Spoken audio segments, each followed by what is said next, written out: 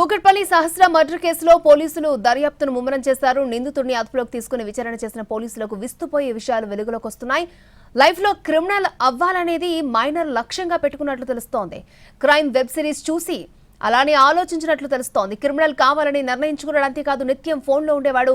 బాలుడి ఫోన్లో యూట్యూబ్లో సిఐడి సిరీస్ ఎపిసోడ్లు ఉన్నాయని గుర్తించారు. నేరం ఎలా చేయాలి, ఎలా తప్పించుకోవాలని తరచూ ఆలోచించినట్టు తెలుస్తోంది.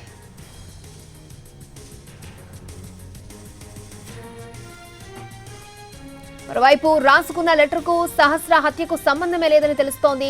ఏదో ఒక ఇంట్లో చోరీ చేసి ప్లాన్ ఎగ్జిక్యూట్ చేయాలని 2 నెలల క్రితమే లెటర్ రాసుకున్నాడు బాలుడు.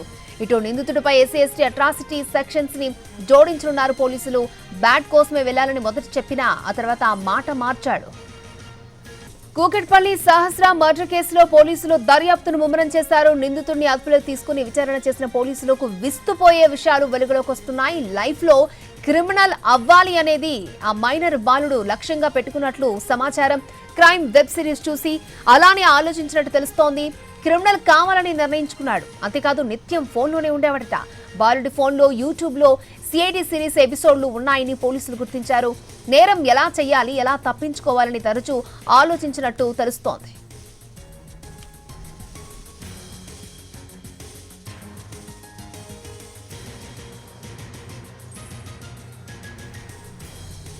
మరోవైపు రాసుకున్న లెటర్కు సహస్ర హత్యకు సంబంధమే లేదని తెలుస్తోంది. ఏదో ఒక ఇంట్లో చోరీ చేసి ప్లాన్ ఎగ్జిక్యూట్ చేయాలని 2 నెలల క్రితమే లెటర్ రాసుకున్నాడు.